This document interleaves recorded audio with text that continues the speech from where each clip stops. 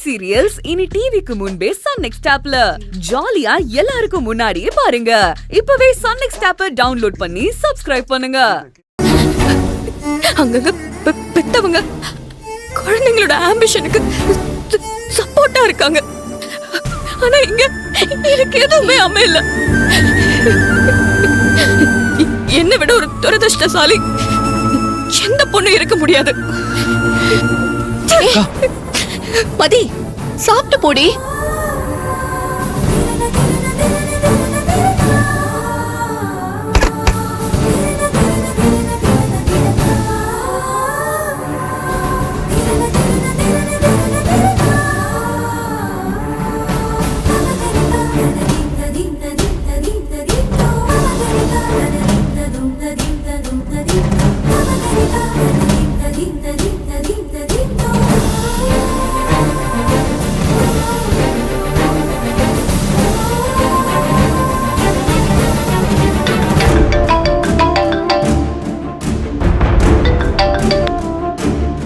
சொல்லு மதி, இந்த நேரத்துல போன் பண்ற, ஏதாவது பிரச்சனையா?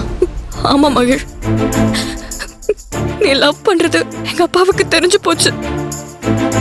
அதனால நாளையில இருந்து என்ன வேலைக்கு போக கூடாதுன்னு சொல்லிட்டாரு. என்னடி சொல்ற? நான் லவ் பண்ணா அவருக்கு என்ன பிரச்சனை? அதுவும் முன்ன எதுக்காக வேலைக்கு போக கூடாதுன்னு சொல்றாரு? உனக்கு தான் கல்யாணம் ஃபிக்ஸ் ஆயிடுச்சுல்ல, இன்னும் எதுக்காக இப்படி நடந்துட்டு இருக்காரு? அவர் அப்படிதான் மகிழ். எனக்கு இருக்கிற ஒரே நிம்மதி தினம் வேலைக்கு போறதும் உன்னை பாக்குறதும் தான். அதையும் என்கிட்ட இருந்து பறிக்க பாக்குறாரு மகிழ். இந்த வீட்டுல இருக்கிற கொஞ்ச நாளைக்காவது நான் நிம்மதியா இருக்கணும்னு அவர் நினைக்கவே மாட்டேங்கிறாரு. ப்ளீஸ் மதி, அவரு பேசுறதுக்காக நீ கவலைப்பட்டுட்டு இருக்காத. அவரு வழக்கமா பண்றது தானே. நீ இரு, நான் உங்க அப்பா கிட்ட வந்து பேசுறேன். வேண்டாம் மகிழ், இது வரைக்கும் நீ அவரால அவமானப்பட்டதெல்லாம் போதும். நீங்க வர வேண்டாம். இல்ல மதி, இந்த பிரச்சனையை நீ என்கிட்ட விட்டுரு. கண்டிப்பா நீ வேலைக்கு வருவ, போதுமா? எப்படி மகள்? என் மேல நம்பிக்கை இருக்குல்ல, நான் பாத்துக்கிறேன். நீ ஃப்ரீயா விடு.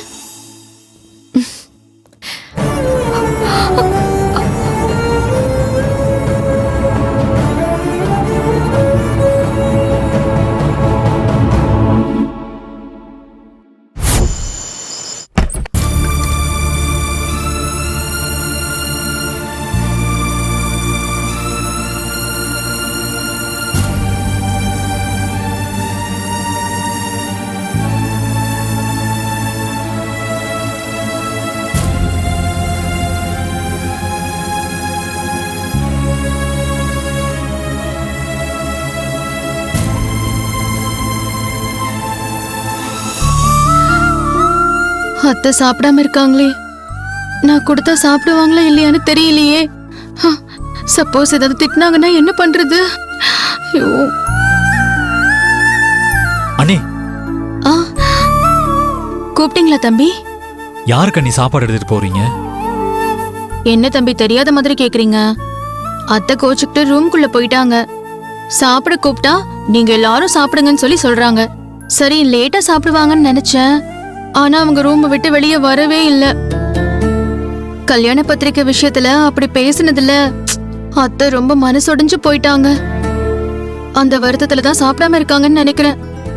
அதான் அவங்க ரூமுக்கு சாப்பாடு எடுத்துட்டு போறேன். சாப்பிடுவாங்களா இல்ல திட்டுவாங்களான்னு கூட எனக்கு தெரியல. அண்ணி, அப்படின்னா தட்டை என்கிட்ட கொடுங்க, நான் அம்மாவை சாப்பிட வைக்கிறேன். புடிங்க புடிங்க. அப்பா, நான் தப்பிச்சேன். நீங்க கொண்டு போய் கொடுத்தா கண்டிப்பா அத்தை சாப்பிடுவாங்க. இந்த வீட்ல உங்களால மட்டும்தான் அவங்கள சமாதானப்படுத்தி சாப்பிட வைக்க முடியும். என்னங்க புடிங்க, போயிட்டு வாங்க. நீங்க போங்க, நான் சரி, பாத்துக்கிறேன். நான் வரேன்.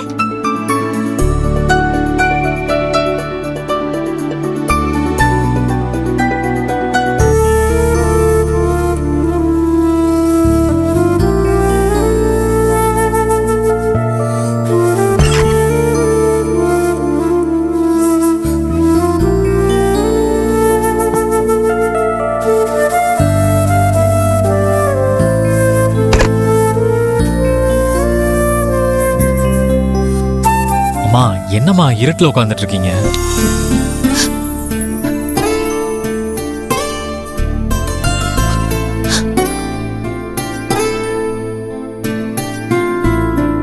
அம்மா இன்னும் அதே நினைச்சிட்டு இருக்கீங்களா? அம்மா என்னம்மா நீங்க எங்களெல்லாம் தைரியமா இருக்கணும்னு சொல்லிட்டு நீங்களே இப்படி ஃபீல் பண்ணி உட்காரலாமா? இல்ல பாதி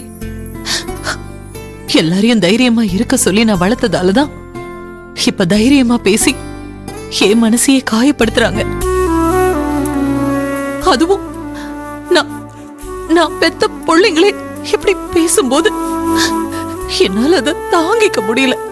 அம்மா அவங்க ஏதோ தெரியாம பேசிட்டாங்கம்மா. அம்மா இங்க பாருங்க, நீங்க எது பண்ணாலும் அது எங்களோட நல்லதுக்காக தாமா இருக்கும். அம்மா அது இங்க இருக்கிறவங்க சரியா புரிஞ்சுக்கலமா, அவ்வளவுதான். உனக்கு தெரியும்ல, நீங்க எல்லாரும் சின்ன பிள்ளைங்களா இருக்கும்போது நம்ம எல்லாரையும் தவிக்க விட்டுட்டு உங்க அப்பா எங்கேயோ போயிட்டாரு.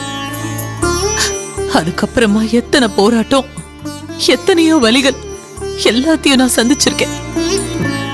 என் 4 பிள்ளைங்களையும் வளர்க்கறதுக்காக நான் எப்படி போராடி இருப்பேன். அந்த வலியும் வேதனையும் அதெல்லாம் எனக்கு இப்போ ஒண்ணும் பெருசா தெரியல ஆதி.